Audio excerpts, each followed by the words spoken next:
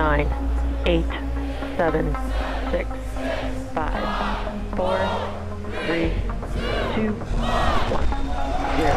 Ignition, liftoff.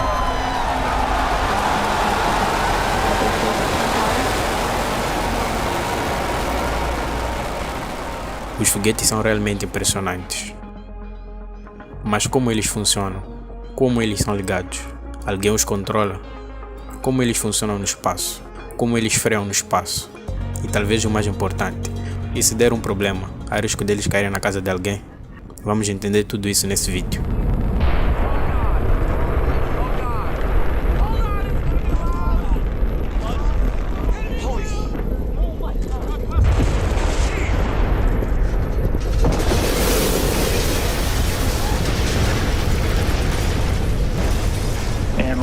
Launch team, be advised, stay at your consoles.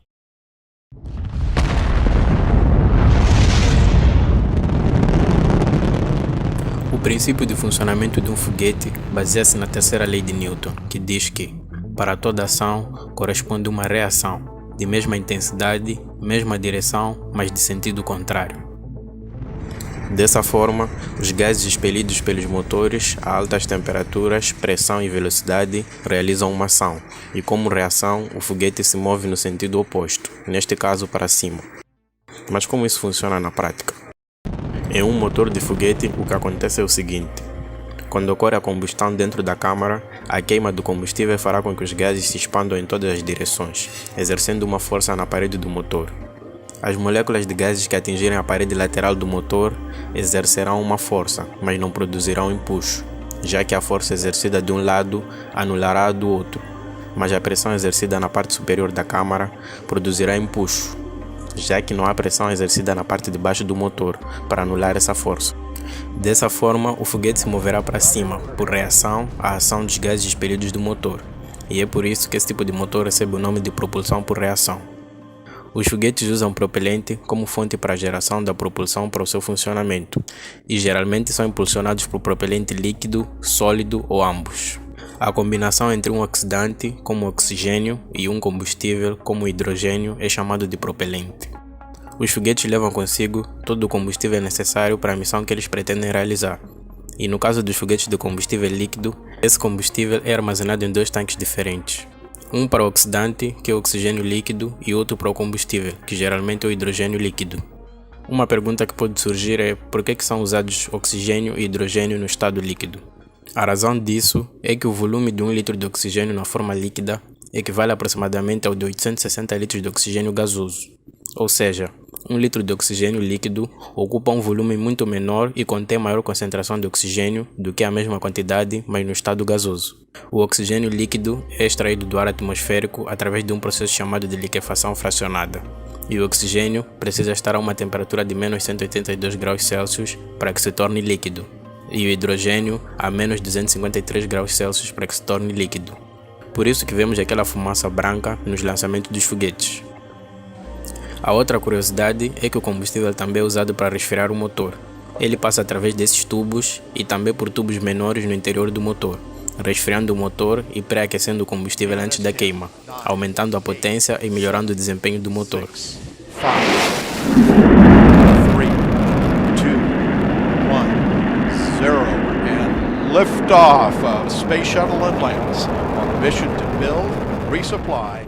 Por outro lado, os foguetes de propelente sólido possuem maior capacidade de geração de empuxo, mas uma vez ligados não podem ser desligados e permanecem em funcionamento até que o seu combustível acabe totalmente. Os foguetes de propelente sólido usam o pó de alumínio como combustível e um sal mineral, o perclorato de amônio como oxidante. Geralmente, os foguetes de propelente sólido são usados na lateral dos foguetes, funcionando como reforçadores e fornecendo um empuxo extra para o foguete nos momentos iniciais do lançamento, onde o foguete está mais pesado. Mas tem de haver alguma maneira de ligar esses motores. Então, como eles são ligados? No caso dos foguetes de combustível líquido, como o Falcon 9 da SpaceX, é usada a ignição hipergólica, que ocorre quando duas substâncias espontaneamente pegam fogo ao entrar em contato uma com a outra, sem precisar de uma faísca ou fonte de calor externa.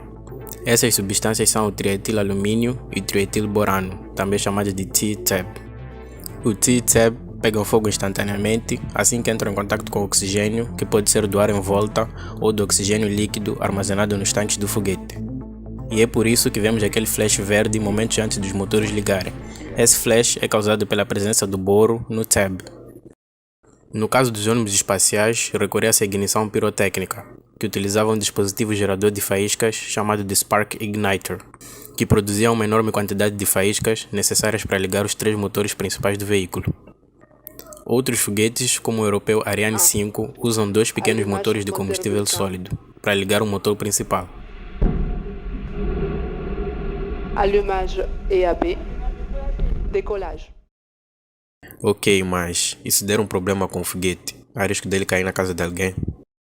Embora isso seja possível e já tenha acontecido, a probabilidade de ocorrência é muito baixa, já que os foguetes voam dentro da chamada Range Safety, que é um conjunto de medidas que asseguram a proteção das pessoas, assim como das infraestruturas localizadas num perímetro em que podem ser atingidos em caso de uma falha grave no foguete. Para o foguete que estiver descontrolado, a equipe responsável pelo mesmo pode comandar o desligamento do sistema de propulsão do foguete, ou em casos mais graves, recorrer ao sistema de terminação de voo independente, que conta com transceptores para receber o comando de autodestruir-se.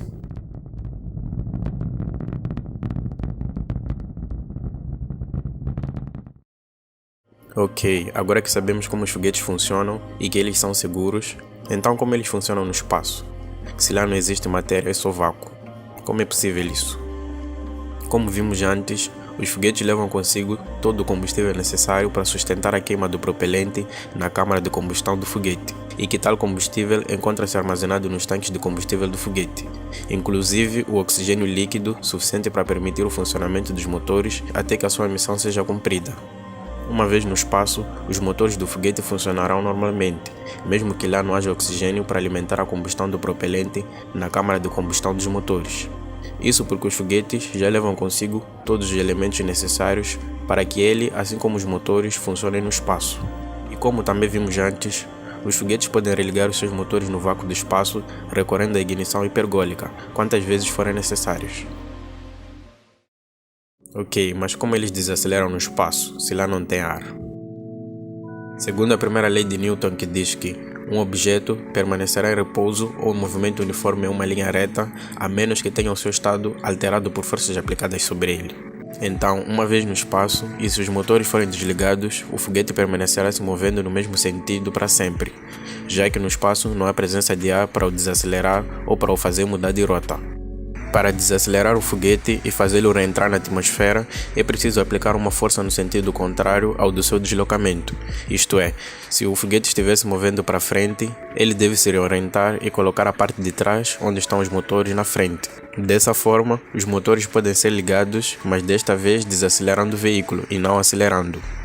No caso dos ônibus espaciais, um sistema chamado Reaction Control System era responsável por mudar a orientação da nave. Ele fazia isso disparando pequenos jatos, mudando a orientação da nave e a colocando em qualquer posição que fosse necessária. Dessa forma, o ônibus espacial podia se reorientar e colocar os seus motores na frente e ligá-los para desacelerar a nave.